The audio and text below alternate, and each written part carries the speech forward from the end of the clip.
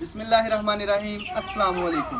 मैं फैसल यासीन और आप देख रहे हैं आपका अपना यूट्यूब चैनल विलेज फूड 786।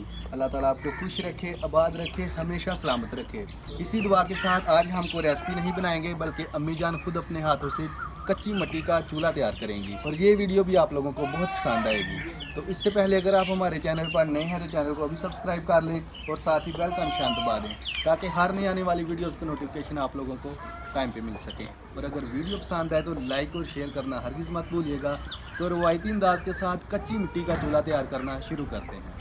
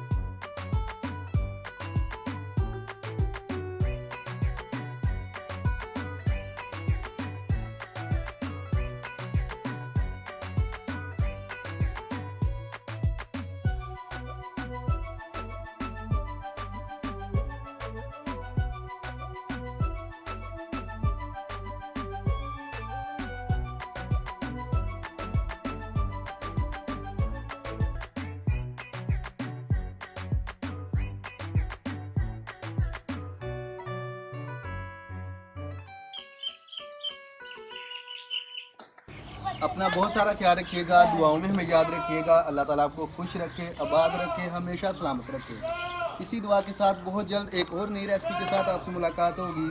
तब तक के लिए अल्लाह हाफ़िज़। पाकिस्तान जिंदाबाद।